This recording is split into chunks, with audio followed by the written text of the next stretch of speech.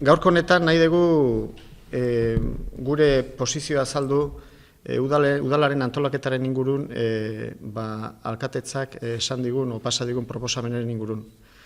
Nahiko genuke asterako kronologia txiki bat itea, nola joan den kontua, eta esan behar egin ditugula bizpahiru bilera alkatetza lortu zutenetik, eta behin da berriro esan diogu eskuak luze zabal irikita dauzkagula laguntzeko, eta beraien erantzuna ere izan da, hoxe, bereik ere irikiak daudela, nahi dituztela proiektuak elkarlanean atera, eta bide horretan aurrera ingo dugula. Guretzako, EAJ-rentzat, guretzat, bi batzorde izan behar dira Bizkarrezur udal korporazio honetan, legealdi honetan.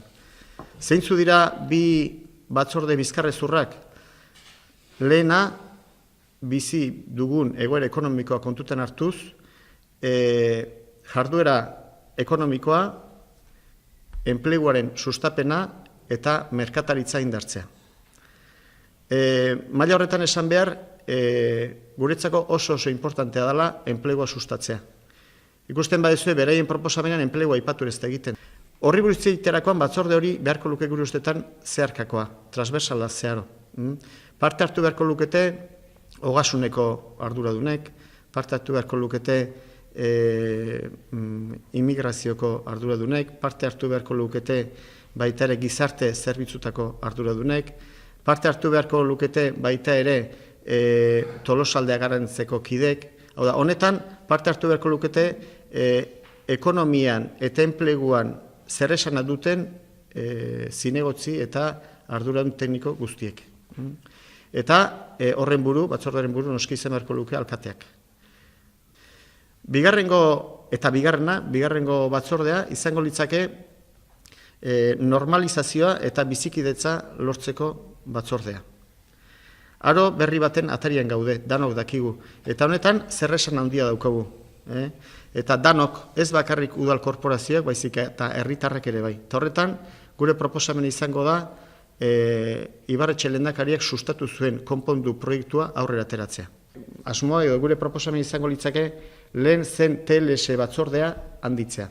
Eta TLS batzorde horretan zeharkako proiektu asko daude, gaur egun daude, eta orain aldaketa honekin ere gure asmoa da hori gehiago indartzea. Eta zer planteatzen da hor? Gazteri eta migrazio eta parekidetza batzordea, gaur egun proposamenean hori egiten da, plenora dikoan proposamen, hori danak txertatuko genituzke TLS departamentuan. Eta programa hori indar gehiago eman. Hori izango litzake ingo genduken lehengo kontua. Eta bigarrena, baita ere, partaidetza, ez da aipatzen, partaidetza batzorderik eta partaidetza programarik ez da aipatzen zer honetan, proposamen horretan.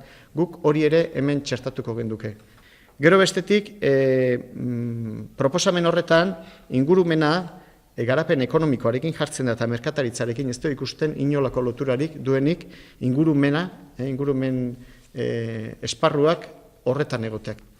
Gero, guretzako importantea da, hemen beste batzorde salsamaltza batean sartzen da, eta da turismo eta feriak sartzen dira, guretzako horrek bere biziko eta bereiko batzorde bat izan behar du, turismoak eta feriak. Horrek, gaur egun, izugarrizko ekimen soziala eta ekimen ekonomikoa sustatzen du.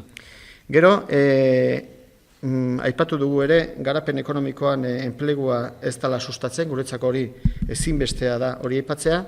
Gero beste puntu izango litzake hizkuntza politika aipatzen da, lehen deitzen zen euskera eta hezkuntza, eta hemen ez da aipatzen hezkuntza. Orduan, horren baitan, gure proposamena izango litzake ondorengo batzorde horiek eta hor dituzuenak, batzorde horiek antolatzea. Eta dira, normalizazio eta bizikidetzarako batzordea.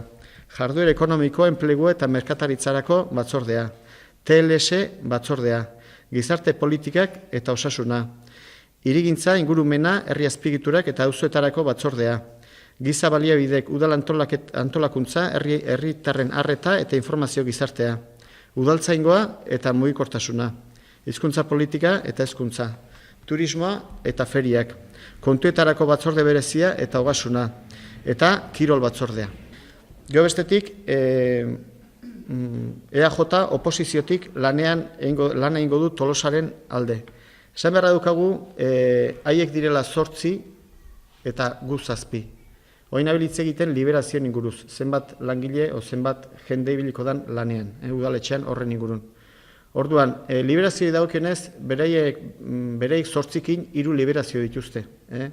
Eta berein luzatu diguten proposamen horretan, gu 7 oposizioan 0 eskintzen digute. Banatu den informazioan esaten da, orain, 42 gutxiago edo 44 gutxiago gastatuko da esan dezakegun liberatuen soldatetan. Horra esan behar baita ere, hori da segun nola kontatzen da, baina baita ere alkate bat dugu, baina alkateak baita ere hartu du aholkulari bat. Gure gara egin zeon aholkularirik. Gero beste kontu bat dago erretribuzioen inguruan. Erretribuzioen inguruan hor ezka sartuko diru kontutan, baina horri buruz esango nukenik eudelek badula hor zer esana, baita ere eudelen irizpideik jarriki udal askok eta askok